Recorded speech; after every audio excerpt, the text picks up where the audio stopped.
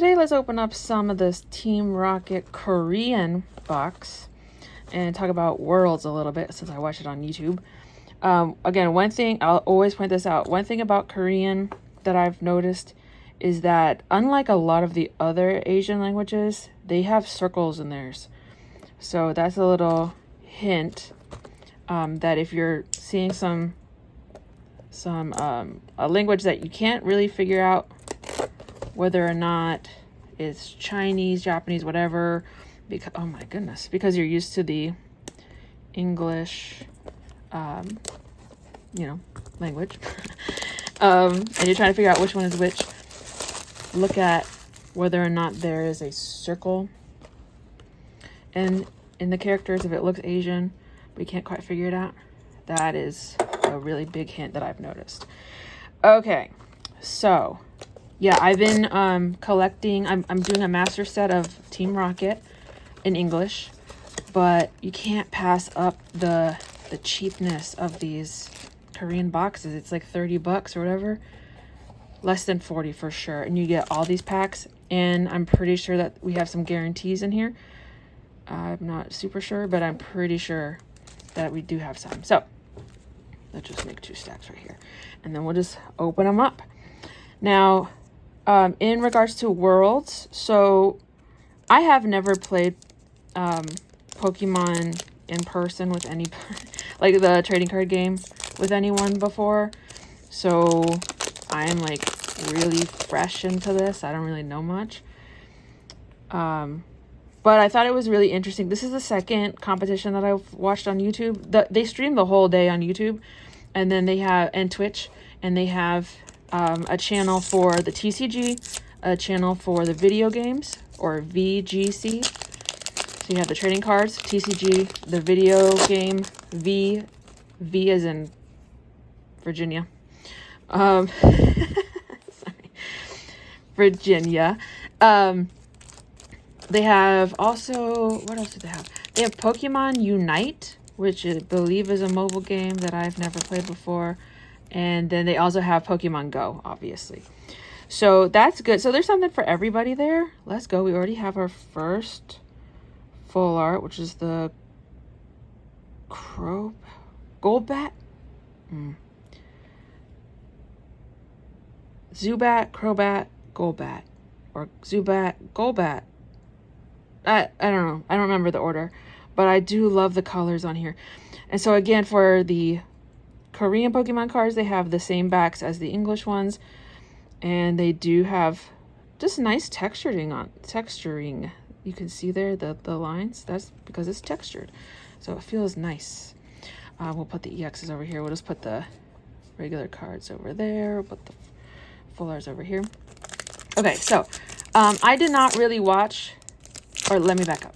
So it's a 3-day thing, I believe. Believe it starts on Friday. Oh my gosh. Okay, so what I'll say first is that I also saw the North American competition that happened in Louisiana like a couple months ago. I watched that on YouTube. The TCG. Our second full art. Nice. We got Blaziken. I know that one, but I like the other one better, personally. And so I learned a lot by watching that one on YouTube, the North American one. And then people from other regions can participate in the North American one. So there were some people who ended up being in the international competition, which was the one this past weekend. And that was cool to see them again because I had seen them play previously, which was cool. So the way that it goes, if you're not familiar, because I don't know anything besides like the basics. So if you're well seasoned in the TCG, then this is just boring. But for those of you who don't know, there are 3 levels of competition. So there's the, what is it? Juniors, seniors, masters. That sounds right. Junior is like under 12, I think. Like they're little kids.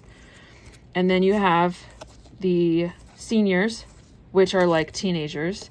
And then you have the masters, which are the adults. I think it's 18 and up, probably 17 and up. It's based on birth year. I don't know if it counts of like what time of year. Yes, we got a third full art. And this is one of my favorite cards. I don't care about Rattata or Raticate, you know that line, but that artwork is really fun. And again, it's nice and not super textured, this one, but cool printing for sure. Okay, so yeah, you have these 3 age groups all day. I believe starting Friday and then Saturday is what they call Swiss rounds. And I don't really know what that means exactly. I should have Googled it, but I don't know what it means exactly. But it's basically like getting your way up to the final, like, I don't know, maybe 16 or 8. And it's based on points. So like however many points you get is how you qualify. I was just listening to the commentators the whole time, like trying to understand like what is going on here.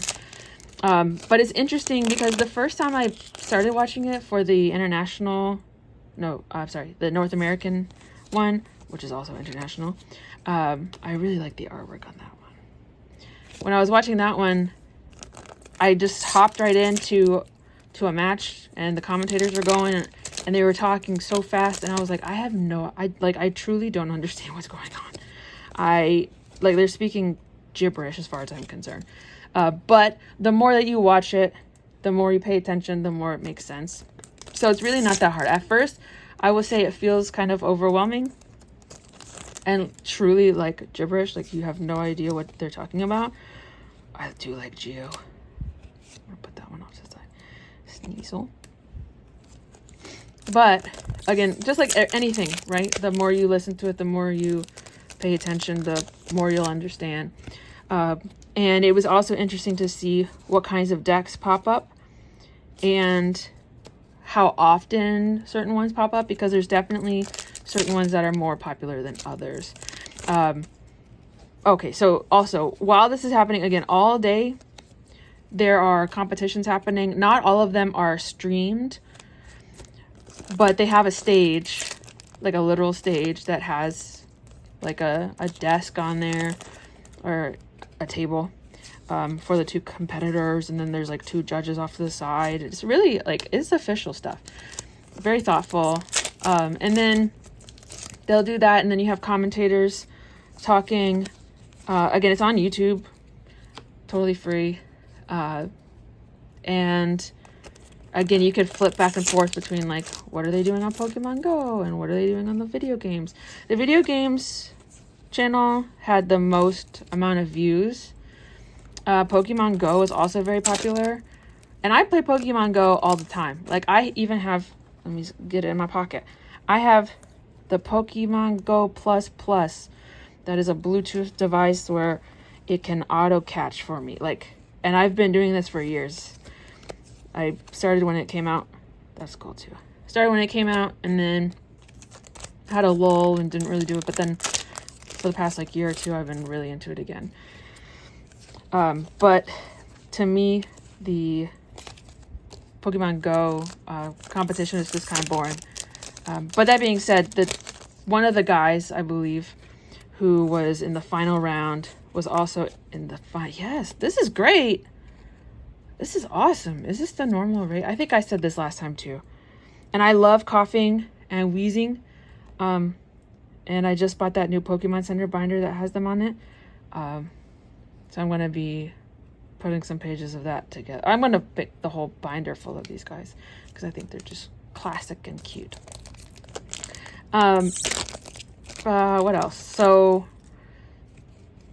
there's a bunch of vlogs that are happening or that have happened and were posted that show you the Pokemon Center that they have there. Because America, I don't know if there's any Pokemon Centers outside of Japan. In Japan, there are multiple different stores, like physical store locations that are called Pokemon Centers. And you go there and they have like the stuff that's on the website, but also some regional stuff. So like each town, my understanding is that each of these towns or cities where the Pokemon centers are located, they all have like a mascot. And even I want to say that some places that don't have a Pokemon Center store still have a Pokemon mascot, which is really interesting to think about the pop culture and how it's so ingrained in Japanese pop culture. Like, we don't have anything like it. I guess the closest thing would be Mickey Mouse and Disney, and how we used to, back when malls had people in them, we would have Disney stores in the malls. Similar kind of, like an extremely similar kind of concept, to be honest. Let's go. But all of the competitions, all of the trading card competitions and the video game competitions and the Pokemon Go, and I'm sure the Unite too, even though I never clicked on that. They're all on YouTube that you can just, and that's probably the best way to do it, honestly, is because there's a lot of like fluff and wasted time. So you can just kind of fast forward it through it. But I would highly recommend just putting on one. If you're only going to watch one, watch the final one between Riley McKay from Canada and Justin Newdorf from America. That was a really good match. It was really interesting. I definitely learned a lot when I was watching it because these are interesting guys. They're very smart. I will say this too. It is co-ed. So there was a girl, her name was Piper. She got up towards the top, like not top. She got knocked out, but really towards the top. And she was the first girl in like 15, I think the commentator said like 15 years for a woman to reach that level. Like a woman had not reached that level in the competition in 15 years. So that was amazing. Like that was really cool. It is really cool to see a competition where it's co-ed because so many things are not. So it was cool to see girls against boys, even though like 99% of the matches that I saw only had boys. So it's not common still for girls to be in Pokemon, but there are girls in Pokemon, which is really, really neat. So that was the Korean Team Rocket. I have another box that I'll open up at some point, but I just wanted to get my hands on some more of these Team Rocket cards, even though they're Korean and I'm mastering the English set, but nonetheless, fun stuff. If you know anything about the Pokemon card game or any of these kinds of stuff, I would love to hear what you have to say. I'm very new in it all, but I enjoy watching the competitions. So until then, please like, comment, subscribe, etc., etc. It helps the algorithm, etc., etc. And I appreciate your attention to this. And until then, we will see what happens next.